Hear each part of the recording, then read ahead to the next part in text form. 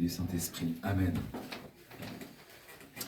Bien-aimés frères, bien-aimés amis, aujourd'hui se rencontrent dans le calendrier deux fêtes, l'une mobile et l'autre fixe, puisque nous avons entendu à la fois l'évangile du carnaval, du jugement dernier, cet extrait de la parole du Seigneur dans lequel il annonce ce qui se passera lorsqu'il reviendra en gloire juger les vivants et les morts, et également la commémoration qui, elle, se fait toujours à la même date de l'entrée du Seigneur dans le temple de Jérusalem, après la période de 40 jours qui était prescrite par la loi de Moïse, pendant laquelle la femme ne pouvait pas encore, après avoir accouché, revenir dans le temple. Cette coutume, d'ailleurs, dans certaines paroisses, dans certains diocèses, se garde également pour les femmes après leur couche, de ne pas revenir à l'église avant le 40e jour. Ainsi, nous pouvons contempler aujourd'hui, en ce dimanche, deux mystères extraordinaires. Le premier, c'est celui de la miséricorde de notre Seigneur qui devient ce que nous sommes pour que nous devenions ce qu'il est. Qui, d'ailleurs, pouvons-nous le dire, nous appelle ses frères également dans son enseignement sur le jugement dernier, puisqu'il dit ce que vous avez fait à l'un de ces plus petits de mes frères, c'est à moi que vous l'avez fait. Ainsi, celui qui est notre créateur, celui qui est absolument transcendant, absolument indescriptible, inexplicable, inaccessible pour nous par essence, puisqu'il est le tout autre, il est celui qui est en dehors du temps, de la matière et de l'espace, celui qui est si différent de nous par rapport auquel nous ne sommes que des néants.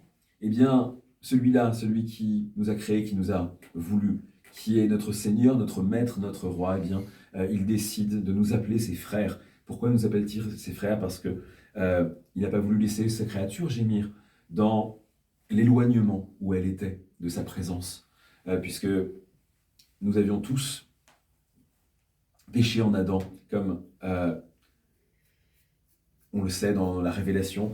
Nous avions tous été donc rejetés de la présence de Dieu, ou plutôt nous étions nous-mêmes rejetés de la présence de Dieu. Nous avions attiré sur nous à cause de l'envie du diable ce que Dieu n'avait pas voulu pour notre univers, c'est-à-dire la maladie, la mort, la souffrance et le péché.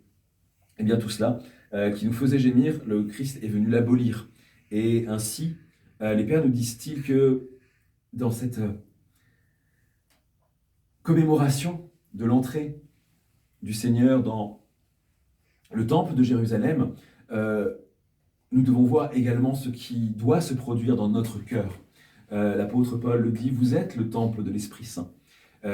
En tant que chrétiens, nous devons considérer que nous sommes le temple de la présence de Dieu. À chaque fois que nous approchons de la communion, eh bien, nous sommes dans cette situation qui était celle du vieillard Siméon, de la prophétesse Anne, du grand prêtre également de l'époque, eh bien, qui était Zacharie. Eh bien, nous sommes dans cette situation de recevoir, malgré toute notre indignité, malgré tous nos péchés, malgré toutes nos fautes, de recevoir la présence du Christ en nous.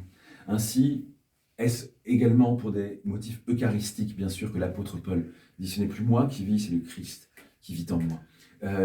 N'oublions jamais que c'est ça la chose la plus extraordinaire, c'est que le Seigneur a voulu non seulement nous laver de nos fautes sur la croix, mais il a également voulu venir au plus intime de nous-mêmes, venir nous transformer, non pas de l'extérieur, en nous donnant simplement des grâces de devenir plus vertueux, plus saints, meilleurs tout simplement, mais il veut de l'intérieur nous transformer, nous communiquer ces énergies divines, transformer notre nature de sorte que nous puissions être véritablement unis à lui. Ainsi, Dieu qui s'est fait homme ne l'a fait pour véritablement, comme le disent les pères dans cet adage très célèbre, pour que nous devenions Dieu. Non pas au sens où nous ne serions plus des créatures, où nous ne serions plus nous-mêmes, où nous perdrions notre personnalité dans une espèce de fusion, mais plutôt parce que nous deviendrons semblables à lui autant que nous pouvons l'être, mais tout en restant nous-mêmes. Comment le Seigneur nous le dit? Eh bien, être semblable au Père, c'est manifester sa bonté. C'est faire luire le soleil sur les méchants et sur les bons, comme le Seigneur lui-même le fait, comme le Père éternel le fait. C'est ainsi que, et c'est pourquoi, dans l'enseignement que nous donne le Christ sur le jugement dernier, il nous prévient que si nous visitons les malades, si nous accueillons les étrangers, si nous nourrissons ceux qui ont faim, si nous faisons tous ces actes de charité, eh bien, il sera en nous, il sera avec nous, et c'est à lui que nous le ferons. C'est parce que cette bonté de Dieu doit rayonner sur nous qui sommes chrétiens. L'apôtre Jean le dit très simplement, c'est à l'amour que vous aurez les uns pour les autres qu'on reconnaîtra que vous êtes mes disciples. C'est donc les paroles du Seigneur répétées, transmises par l'apôtre Jean dans son évangile. Et cette charité qui doit être la nôtre ne doit pas non plus nous faire nous perdre dans des activités uniquement extérieures, puisque ce pauvre qui a faim et que nous devons nourrir, c'est aussi notre homme intérieur, c'est aussi notre âme qui est affamée et assoiffée d'amour infini, d'amour éternel, de cet amour qui ne réside qu'en Dieu, et que nous affamons à chaque fois que nous tournons vers l'extérieur, à chaque fois que nous pensons trouver le bien, le bonheur, la satisfaction dans les choses du monde qui sont périssables, au lieu de nous tourner vers Dieu qui, lui, ne meurt pas, est éternel. Nous nous tournons toujours vers ces choses extérieures comme si elles pouvaient nous apporter la paix, la joie, alors que finalement, au bout du compte, elles finissent toujours par être amères, même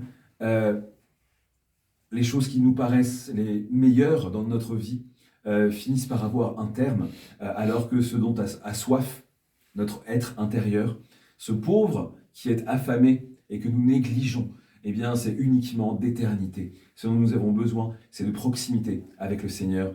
Et pourquoi n'avons-nous pas cette proximité? C'est parce que nous négligeons les moyens de l'obtenir. Ces moyens sont très simples, c'est la prière perpétuelle, la prière en tout cas la plus fervente et la plus fréquente possible, même si dans un premier temps, comme nous sommes de nature déchue, nous avons l'impression d'avoir toutes les envies du monde de faire autre chose que de se livrer à la prière.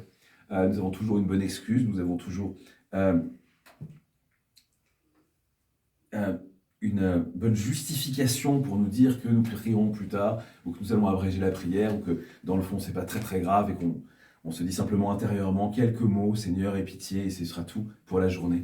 Eh bien toutes ces tentations de négliger la prière, en fait, font de nous des criminels vis-à-vis de nous-mêmes, font de nous justement des gens qui négligeons notre propre être intérieur, cette part de nous-mêmes, cette fine pointe de l'âme qui est notre esprit, et qui est affamé et qui est en manque perpétuel de Dieu. Et c'est ce manque perpétuel de la présence de Dieu dans nos cœurs, dans notre vie, qui fait qu'on a cette impression de désirer les choses du monde. Finalement, nous avons tous ce désir fondamental de Dieu en nous, de Dieu uni à notre âme pour toujours et de plus en plus.